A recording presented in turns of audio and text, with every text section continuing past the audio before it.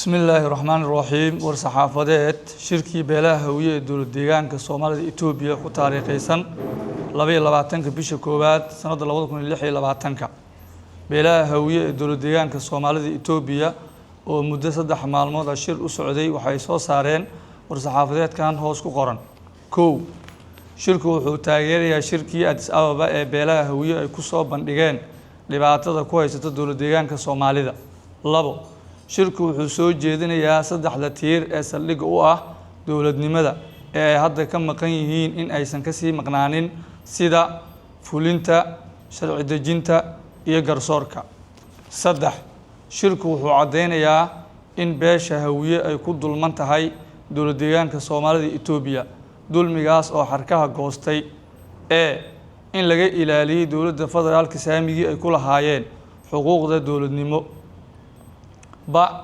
in laga ilaaliyo ama lagu xaqiray saamigii ay ku lahaayeen haday ahaan lahayd deegaanka iyo xuquuqda dastuurka ee asaasiga dowladnimada ay xaq u lahaayeen oo la duusiyay lagana dhigay dad aan waxba ku lahayn deegaanka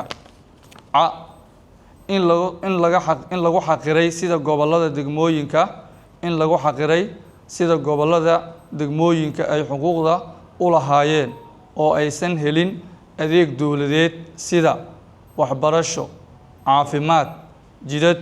iyo biyo isla markaana aysan waxba ka faa'iidin dowladihii soo maray dowlad deegaanka Soomaalida Itoobiya kana ugu daran yahay afar shirku wuxuu cadeynayaa in beesha si khaas ah loo beegsaday oo deegaanadooda xuquuqdii ay lahaayeen laga goostay la isuguna daray xabsi jirdil dhulboob barakicin iyo canshuur xad dhaaf ah oo aysan la qabin deegaanada dariska yihiin lagana ilaaliyay dhammaan wixii xuquuq ah ee ay dowladda deegaanka Soomaalidu ku lahaayeen shan shirku wuxuu ku baaqayaa in uu qabsoomo shirkii beelaha hawiye ee ayaka tashiga Addis Ababa lix shirku wuxuu ku baaqayaa in beesha aayaheeda ka tashato maadaama uu si xun ula dhaqmay madaxweyne Mustafa Cagjar beesha hawiye in ay ka fikirto sidii ay kililada kale ee Itoobiya ay ugu biiri lahayd maadaama xuquuqdii iyo dadnimadoodii la dafiray toddobo shirku wuxuu dowladda dhexe ugu baaqayaa in ay soo fargeliso dhibaatada 34 sano jirsatay ee lagu hayo beelaha hawiye ee dowlad deegaanka Soomaalida Itoobiya kalena madax banaaneyso sida uu u dhigayo qodobkiisa dastuurka 47.2 ee dastuurka Itoobiya gunaanadka shirka beelaha hawiye ee dowlad deegaanka Soomaalida Itoobiya waxay ugu baaqayaan dowladda federaalka Itoobiya in uu ka madax baneeyo dowlad ku sifowday dulmiga iyo xaqirka sida uu kala madax banaaneeyay kililadii dhabuubka isuna raacsiiyo si ay u wada noolaan karaan iyadoo la ilaalinayo xuquuqda sharafka iyo karaamada uu leeyahay qofka bini aadamka وبالله التوفيق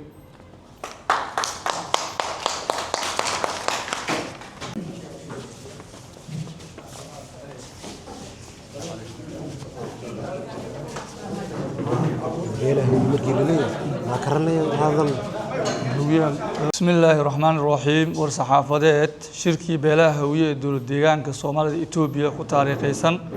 22 بيش كوباد سنة 2026 beelaha hawiye ee dowlad deegaanka Soomaalida Itoobiya oo muddo 3 maalmood shir u socday waxay soo saareen warsaxaafadeedkan hoos ku qoran kow shirku wuxuu taageerayaa shirkii Addis Ababa ee beelaha hawiye ay ku soo bandhigeen dhibaatada ku haysata dowlad deegaanka Soomaalida labo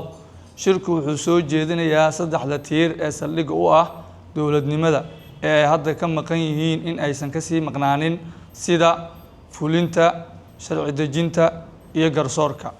saddex shirku wuxuu cadeynayaa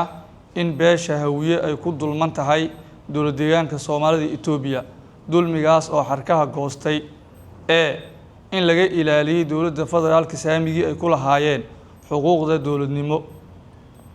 ba in laga ilaaliyo ama lagu xaqiray saamiga ay ku lahaayeen hadday ahaan lahayd deegaanka iyo xuquuqda dastuurka ee asaasiga dowladnimada ay xaq u lahaayeen oo la duusiiyey lagana dhigay dad aan waxba ku lahayn deegaanka. in lagu xaqiray sida gobollada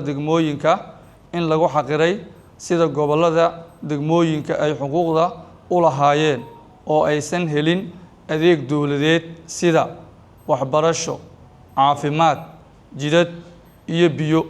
isla markaana aysan waxba ka faa'iidin dowladihii soo maray dowlad deegaanka Soomaalida Itoobiya kana ugu daran yahay.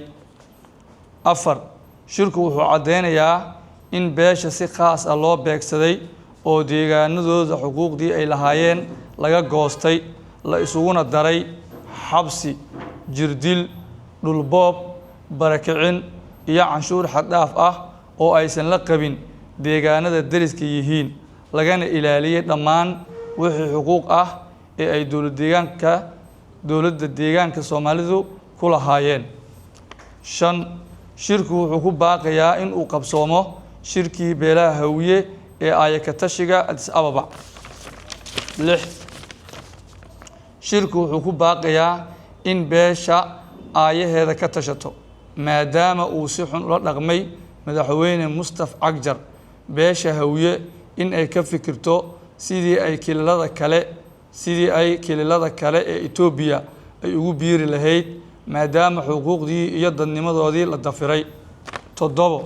shirku wuxuu dowladda dhexe ugu baaqayaa in ay soo fargeliso dhibaatada 34 sano jirsatay ee lagu hayo beelaha Hawiye ee dowlad deegaanka Soomaalida Itoobiya, kalena madax banaaneyso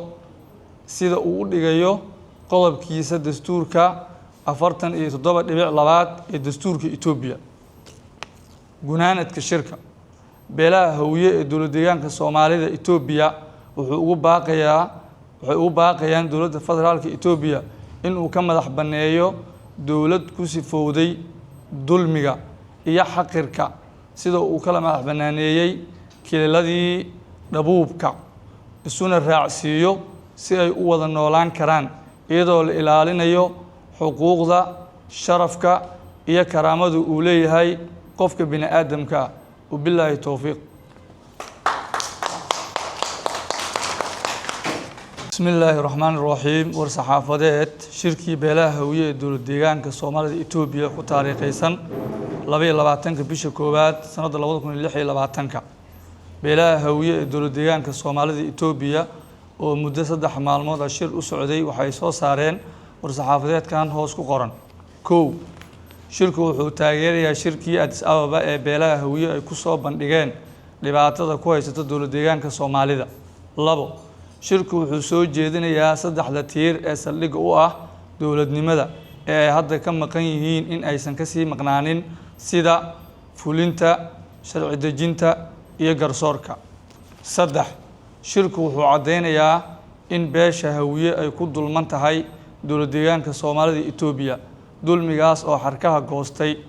ee in laga ilaaliyay dowladda federaalka saamigii ay ku lahaayeen xuquuqda dowladnimo. in laga ilaaliyay ama lagu xaqiray saamigii ay ku lahaayeen hadday ahaan lahayd